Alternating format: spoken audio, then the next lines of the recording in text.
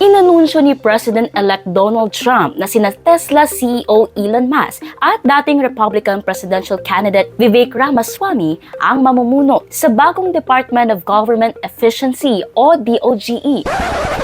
Teka, parang may katunog ah. Ayon kay Trump, layunin ng bagong kagawaran na pabagsakin ang labis na burokrasya sa gobyerno, bawasan ang labis na regulasyon at pag-aaksaya ng pondo sa gobyerno sa pamamagitan ng bagong estratehiya. Dagdag pa niya, sina Musk at Ramaswamy ay magbibigay ng advice at gagabay mula sa labas ng pamahalaan. Matatanda ang si Musk na kasalukuyang pinakamayamang tao sa mundo ay nagbigay ng malaking donasyon at hayagang nagpakita ng suporta sa kampanya ni Trump.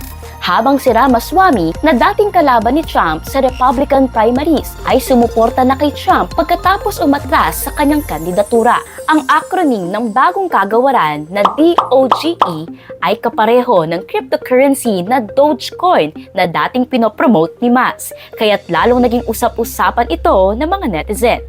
Eto na nga, kasabay rin ng anunsyo, kinuwestiyon ng netizens kung ano ang magiging limitasyon ng kapangyarihan ng DOGE at paano nito maisasakatuparan ang nabanggit na mga layunin ng hindi nagiging sanhi ng tunggalian ng interes, lalo na't ilan sa mga iminungkahing reforma ay direkta umanong makikinabang sa mga negosyong hawak ni Musk.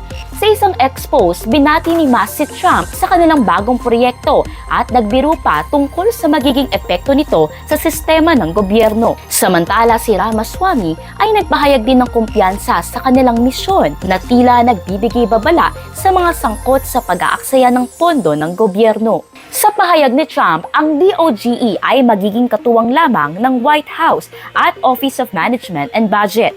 Ayon pa sa mga ulat, ito ay temporary lamang at hindi pa tiyak kung magiging official government agency. Pangako ni Trump, matatapos ang kanilang proyekto sa July 4, 2026 at ituturing na regalo sa Amerika para sa ika-250 anibersaryo ng kalayaan nito.